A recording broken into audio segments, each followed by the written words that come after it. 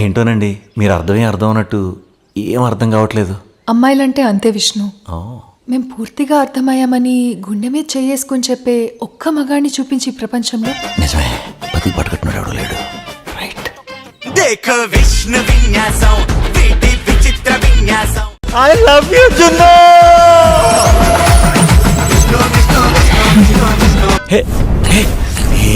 తప్పకుండా మీ అందరికీ చాలా బాగా నచ్చుతుంది ఈ సినిమా.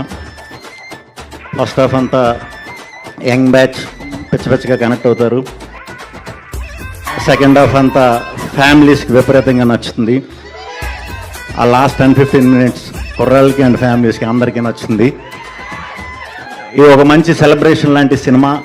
సో తప్పకుండా మీరు అందరూ థియేటర్లో ఎంజాయ్ చేస్తారు, మనస్ఫూర్తిగా ఎంజాయ్ చేస్తారు. ఒక స్ట్రెస్ బస్టర్ లాగా ఉంటుంది. అది హుక్ స్టెప్ కాదు, ఆశీర్వాదం. అది మీరు సినిమా చూస్తే అర్థం అవుతుంది.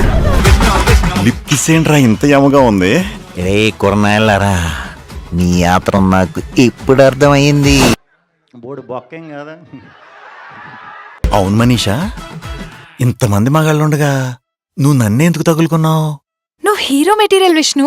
బోడి బొక్కేం కదా, ఎగిరితంత నీ అక్క.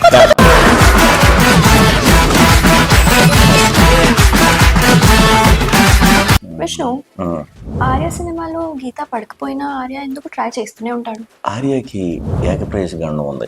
ఆ అమ్మాయి పడదు అని తెలిసిన వెనకనకే తిరుగుతూ ఉంటాడు అనమాట. బేసిక్గా గండం చాలా మంది కుర్రోళ్ళకి కామనే, అంతే కదరా? నిజం కదా.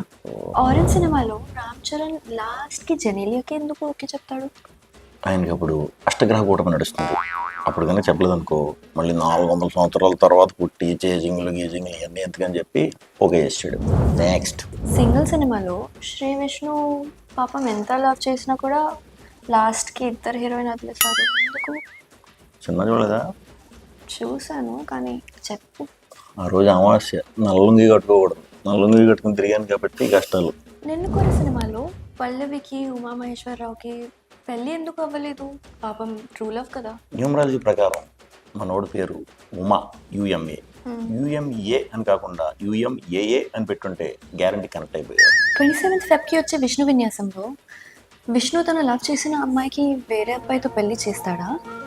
విష్ణు, నీకు తెలిసిన వాళ్ళల్లో ఎవరినైనా ఒక అబ్బాయినిచ్చి నాకు పెళ్లి చేస్తావా? దాని గురించే కదా మనం 2 గంటల సినిమా తీసాం. నీకు చెప్పేస్తారండి ఇంక అన్నీ. ఆ రోజు గ్రహాలన్నీ చాలా క్లీన్గా నీట్గా అలైన్ అయి ఉన్నాయి. సో మీరందరూ కూడా థియేటర్లకు వచ్చేసి ఆ విషయం ఏంటని తెలుసుకుంటారని మనస్ఫూర్తిగా ఆశిస్తున్నాను. విష్ణు విన్యాసం, విచిత్ర విన్యాసం.